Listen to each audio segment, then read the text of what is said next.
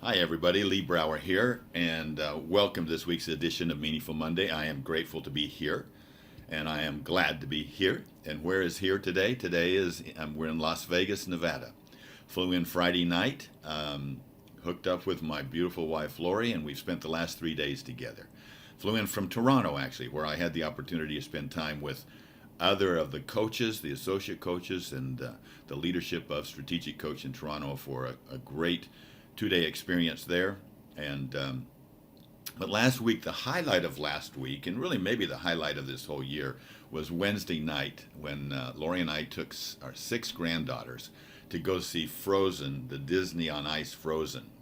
And what a treat, just to be around these little girls, to see their curiosity, their optimism, their joy.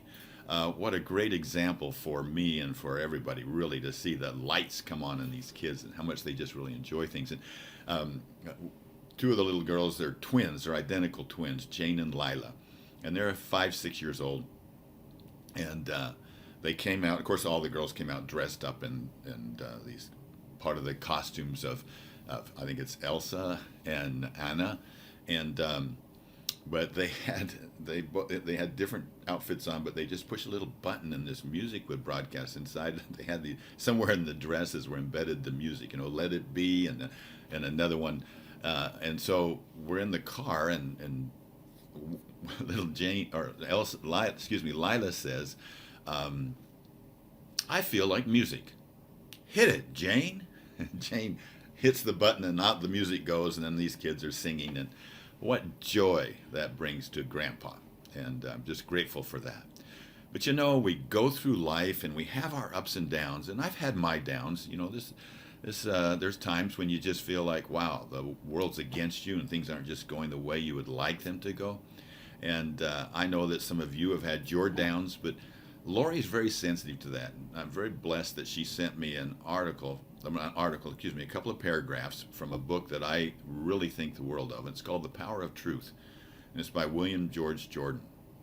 And the last couple of paragraphs of The Power of Truth were all I needed to remind me of this life and the great joy within life. And let me just share with you a little bit from that. It says, quote, "Truth with time as its ally always wins in the end. The knowledge of the inappreciation, the coldness, and the indifference of the world should never make you pessimistic. They should inspire you with that large, broad optimism that sees that all the opposition of the world can never keep back the triumph of the truth. That your work is so great that the petty jealousies, misrepresentations, and hardships caused by those around you dwindle into nothingness. What cares the messenger of the king for his trials and sufferings if he knows that he has delivered the message? Large movements, great plans always take time for developments. You want great things? Pay the price like a man." Wow, that was just kind of like telling me the way it is. It says anybody can plant radishes. It takes courage to plant acorns and to wait for the oaks.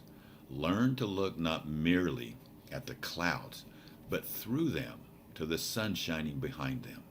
When things look darkest, grasp your weapon firmer and fight harder. There is always more progress that you can perceive, and it is really only the outcome of the battle that counts.